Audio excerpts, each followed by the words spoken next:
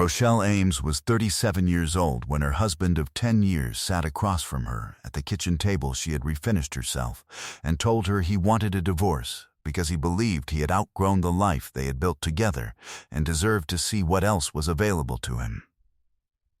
He said it with the specific confidence of a man who had rehearsed it, who had decided that the framing of personal growth was more dignified than the truth, and who had not, in the entirety of their 10-year marriage, ever once looked at Rochelle with the full attention that would have told him who she actually was. He had looked at her the way people looked at furniture that had always been in the room, present, familiar, taken entirely for granted. She had listened to the whole speech. She had not interrupted. When he was finished, she had said, very calmly, "All right." 2 words. She had stood up and carried her coffee cup to the sink and washed it and set it in the rack and said, "Without turning around, I'll contact my attorney in the morning." She heard him pause behind her. He had expected something else. He had expected negotiation, or tears, or the particular kind of protest that would have confirmed his belief that leaving was an act of courage rather than a miscalculation. He had not expected 2 words and a washed cup. She had not given him what he expected because she was not surprised.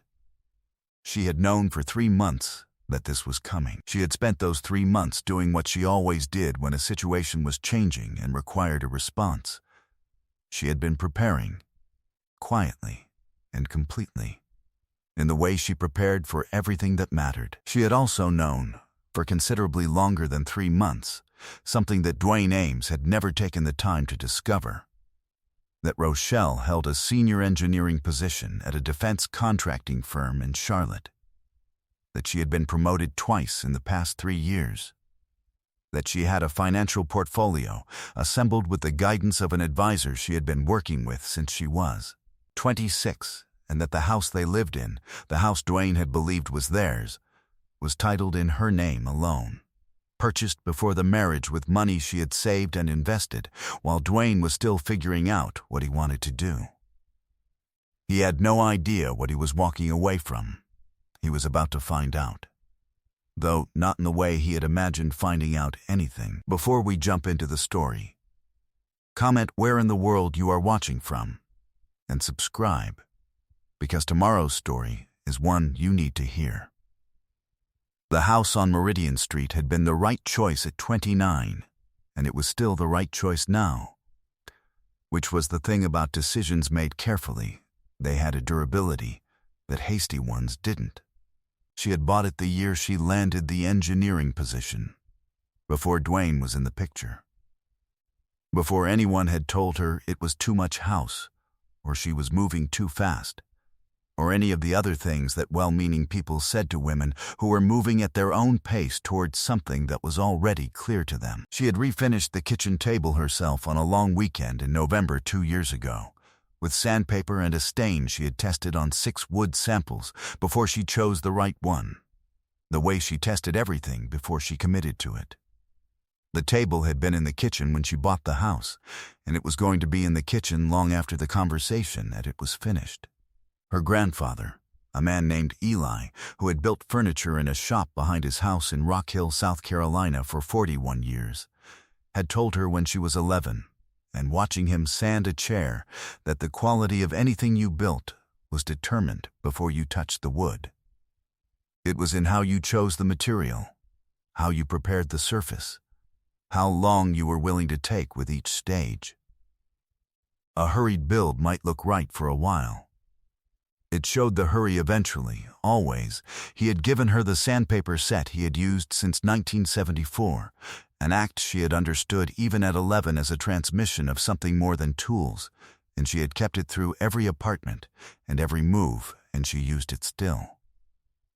She had met Dwayne at a professional networking event when she was 27, a year after the engineering position and 2 years before the house. He was in commercial real estate, moderately successful, handsome in the way of a man who had always been told he was handsome and had arranged significant portions of his personality around that information. He was easy company and socially confident, and he had a quality of forward motion that she had found at 27.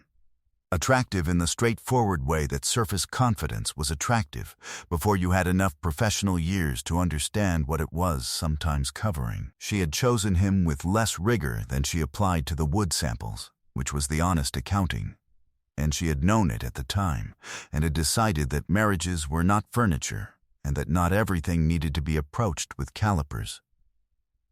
For the first 5 years, the marriage had worked in the way of a well-maintained arrangement, not a great love story, but a functional partnership with warmth in it, which was more than many people managed and which she had not been ungrateful for.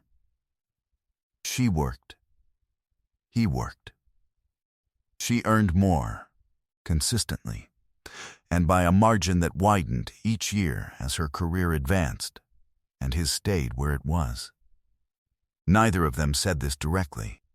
It was the shape of the household, visible to anyone with eyes, and both of them navigated around it in the way couples navigated the things that were true, but not spoken.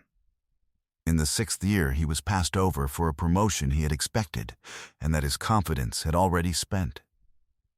Something shifted in him that she recognized because she had been trained to recognize load-bearing failures, the way a structure showed the stress before it showed the damage.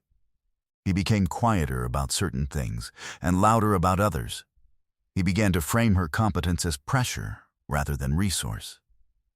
He developed opinions about her schedule and her ambition that he had not had before, and that she understood, correctly, as opinions about himself, dressed in her clothing. She had watched this develop over 4 years with the patience of a woman who understood that you could not fix a structural problem by ignoring it, but that you also could not fix it before you had understood exactly where it was. She had used the 4 years to understand. By the end of the 9th year, she understood completely, and she began to prepare. In the 3 months before the kitchen table conversation, she had been doing what she always did when she identified that a situation was changing. She had been preparing. She had spoken with her attorney, a woman named Felicia Rhodes, who had handled the purchase of the Meridian Street House, and who had drafted the prenuptial agreement at Rochelle's request before the wedding, and who knew the full scope of Rochelle's financial position with the precision of someone who had been reviewing it annually for 9 years.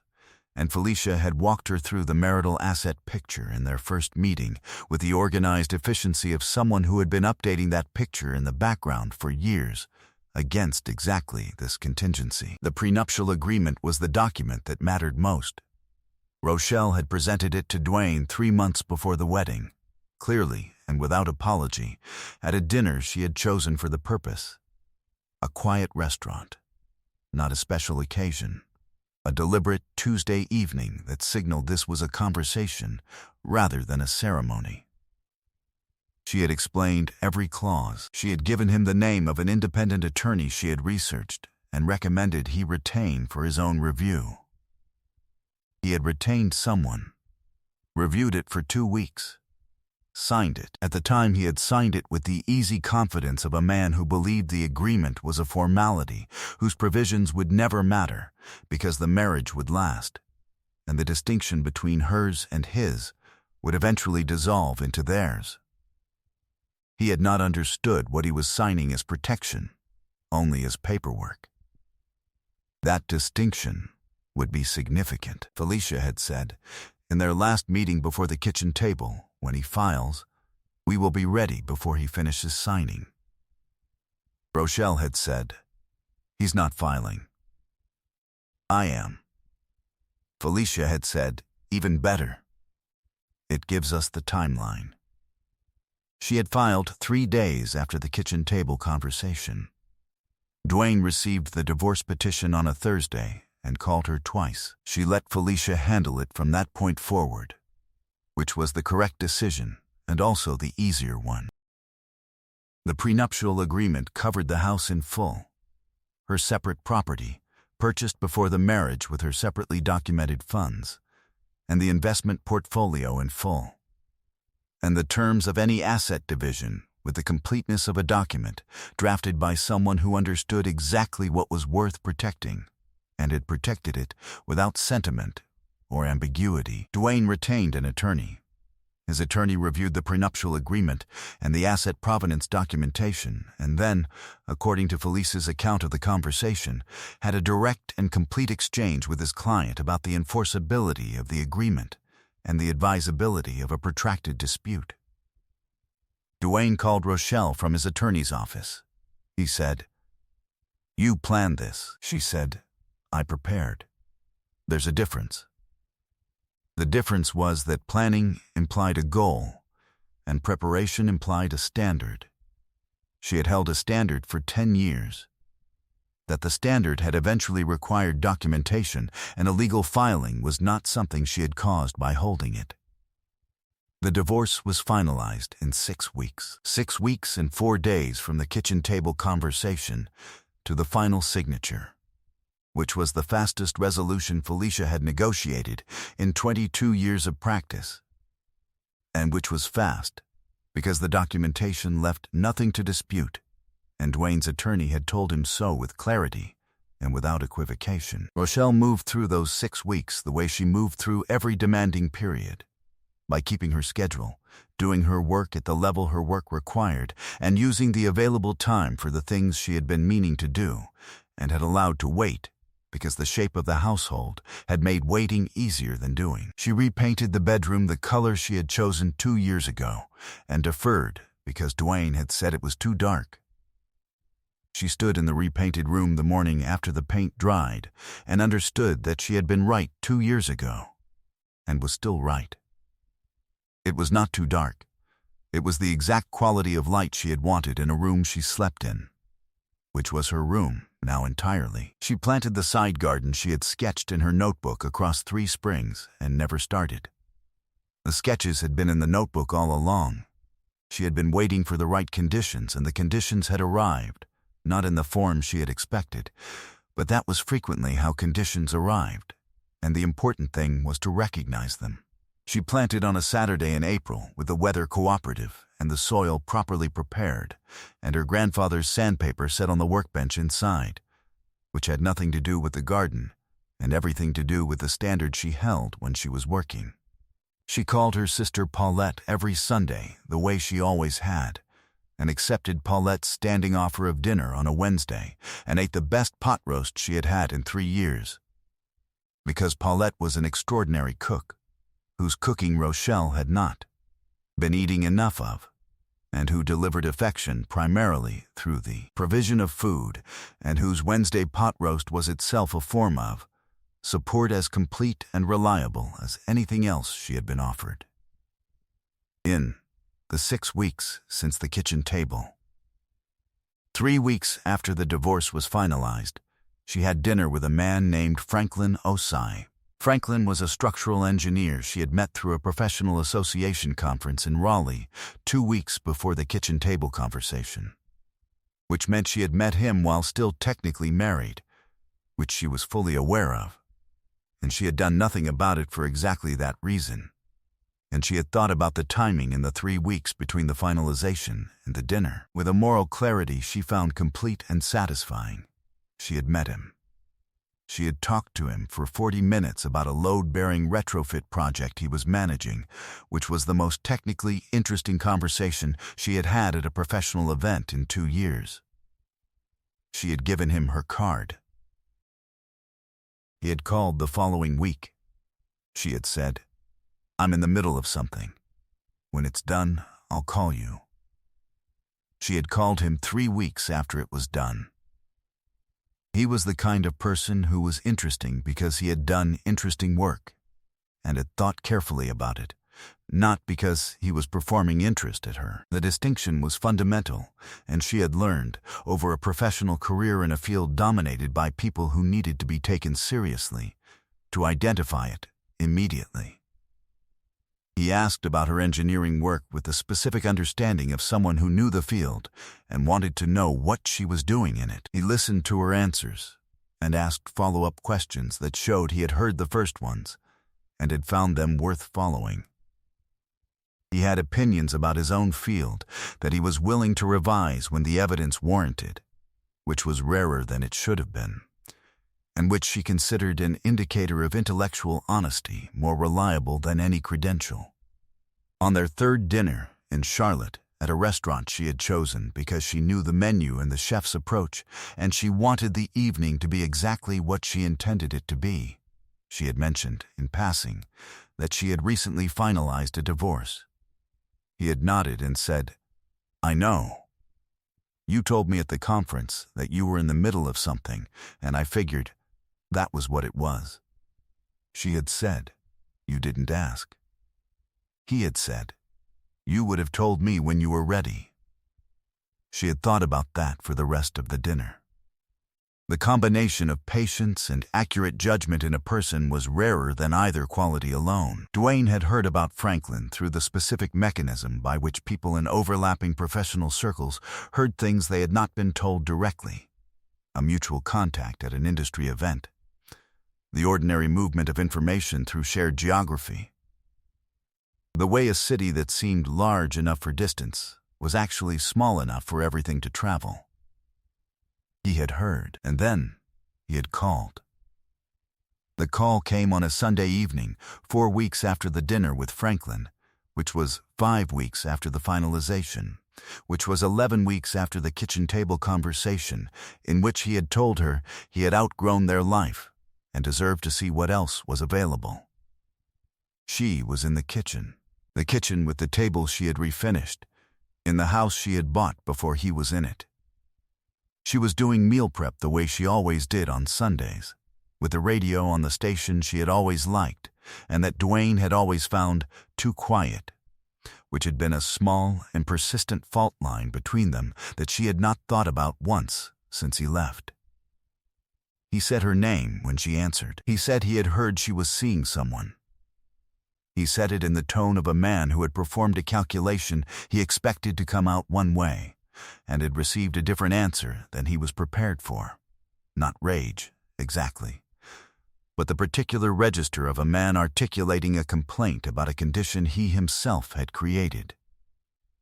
She recognized the register immediately. She had listened to the kitchen table speech, and she had spent 10 years listening to a man describe situations of his own making as situations that had happened to him.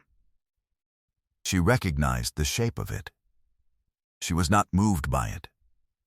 She continued stirring what she was stirring. She said, "Is there something you need, Duane?"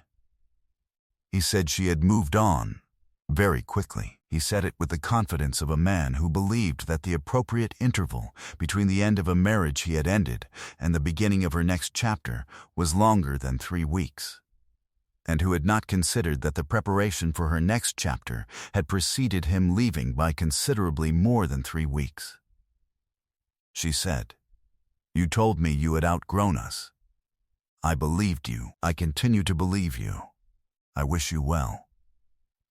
She ended the call. She went back to the meal prep. She did not think about the call again that evening. She had other things that were more interesting and more worth her attention, and she had always been disciplined about where her attention went. The retrofit project at the firm was in the phase that required her most careful attention, and she had a site visit on Tuesday. The side garden needed the second round of planting that she had been planning since March. She had dinner with Franklin on Friday, and she was thinking about the restaurant she wanted to suggest. A life you have prepared correctly, she thought, did not require much adjustment when the person who had underestimated it left. The structure was already sound.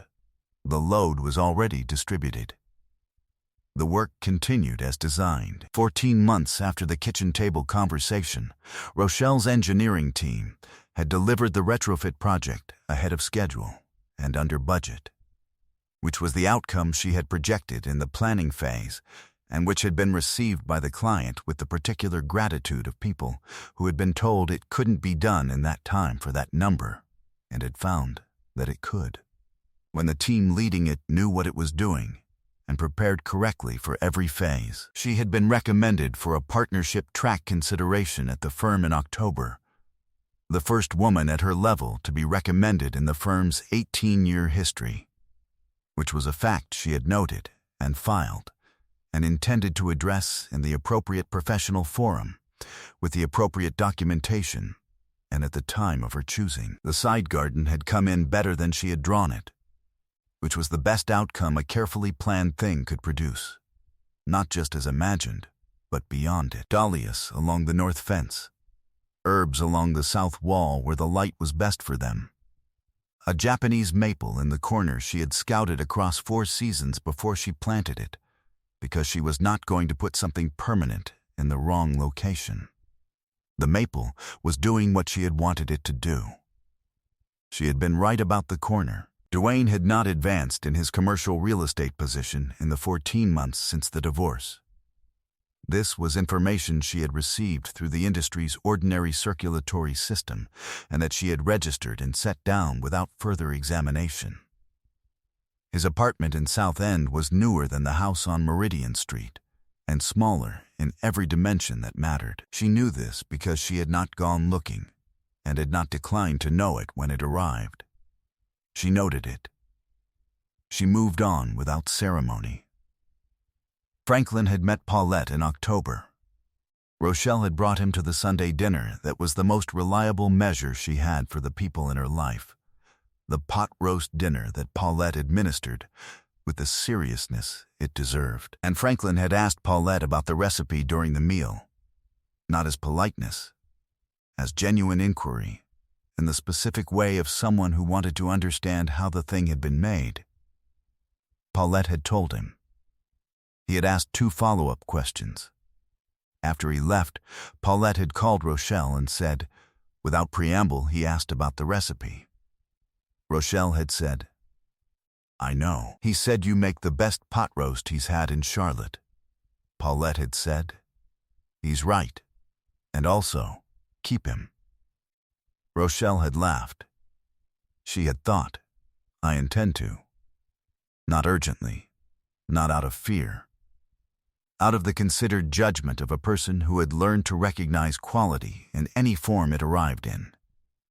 On a Saturday morning in November, she was at the kitchen table with coffee. The table she had refinished herself with the sandpaper her grandfather had given her, in the house she had bought at 29, and that was still the right choice, and would continue to be the right choice because it had been chosen correctly, and correct choices held.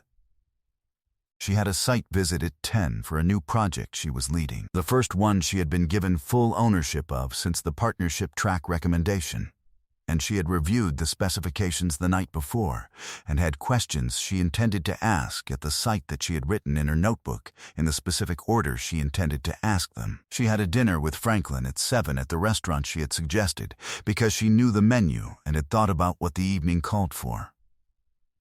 She had the partnership track conversation with the managing partner on Monday morning, for which she had prepared a briefing document that laid out her contributions, her trajectory, and her projections for the firm's growth in her area of expertise over the next 5 years. She would review it once more this afternoon, not because she was uncertain about any of it, but because preparation was how she arrived at every room that mattered with the specific confidence of someone who had already understood the room before she entered it. Her grandfather had told her that the quality of anything you built was determined before you touched the wood, in how you chose it, and how long you were willing to take. She had chosen correctly. She had taken the time the work required. She had built a life that held its own weight without requiring anyone else to carry it. And the man who had walked away from it thinking he could do better had found, 3 weeks later, that she had done exactly that. Not to prove something, not because of him, but because she had always known what she was worth and had always intended to live at that level, and now she simply did, without apology and without drama. In the house she had bought at 29 that was still exactly right. She pressed the coffee mug between both palms and looked at the morning coming through the window that looked out onto the side garden, the garden that had not existed until she planted it, and that was full now and exactly right. She was free. She was solvent. She was unbothered. I hope you enjoyed that one. Be sure to like the video and subscribe so you don't miss the next story. I've picked out 2 more for you that I think you'll really like.